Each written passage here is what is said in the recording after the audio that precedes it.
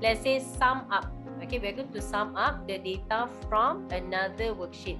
So we're going to pick up the data from North, B2, and then Mid, B2, and then South, B2, and then after that, we can directly copy the formula from B to E, and then from row 2 until row number 3. Okay, for number 1, we're going to pick up the data from North. For number 2, we're going to pick up the data from Mid. And then later on for number 3, we're going to pick up the data from South. Okay, and at the same time, I want you to be able to see your formula bar. I'm going to start with North worksheet. Okay, North worksheet, and select cell B2. So you can refer to your formula bar. Can you see over here? It is actually showing you the reference. Okay, the reference for number 1. We pick up the data from North. So this is the worksheet tab name, followed by the exclamation mark.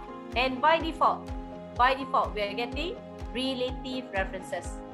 So when the data is coming from the same file, it could be from the same worksheet or different worksheet. As long as they are coming from the same file, so by default, you will be getting relative references. And for this case, we don't have to make the changes because we want to copy the formula and we want the reference to change. So we can directly continue lah. Put in the separator, comma, pick up the data from Mid worksheet and select the same reference coming from B2.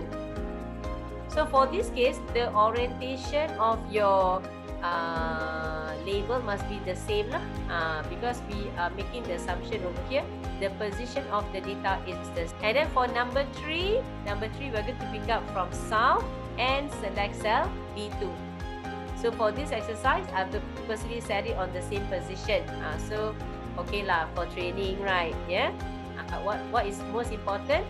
I want you to refer to the references. Okay, so once you have selected up to number 3, alright, up to number 3, you can close the parenthesis. And everybody, can you check on your formula? So make sure you already enter all the 3 references. And as already mentioned, by default, when the data is coming from the same file, even though from different worksheet, you will be getting relative references.